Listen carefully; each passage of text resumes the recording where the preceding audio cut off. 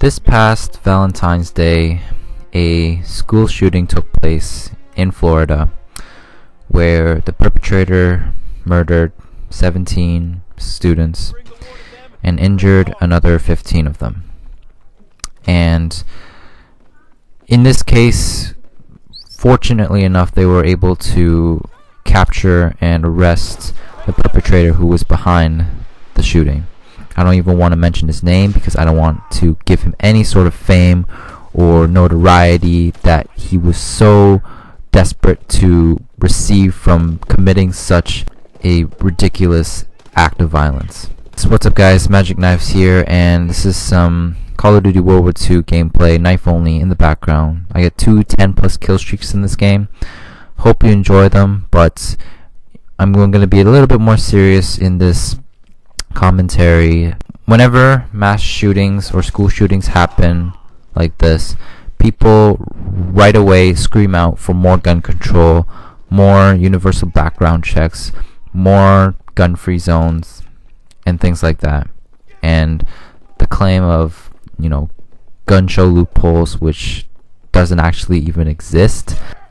And gun-free zones just are a utopia for these mass murderers. Why? Because it gives them no challenge whatsoever. It is a safe haven for them to walk past the gun-free zone sign and to make their mark by killing as many people as they can without having to deal with anyone challenging them and putting a stop to them.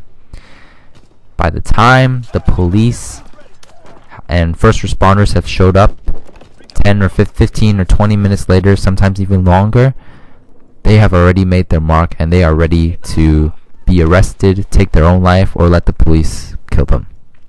And that is the power that the gun-free zones give to mass murderers.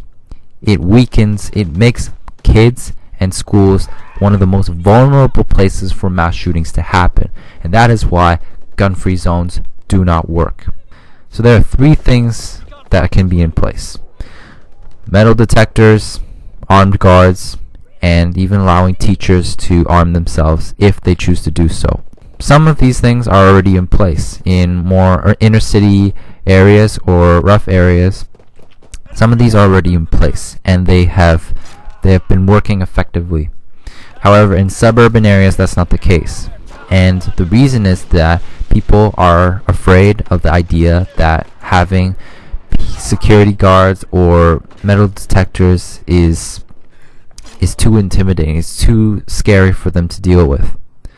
Well, truth be told, I would feel more comfortable being surrounded by people who I know will be there to protect me than be completely isolated and alone with the chance of someone coming into the school and being able to kill me without any hesitation, without any sort of protection there for me. Secondly is that if they get past that, we have armed guards or security guards.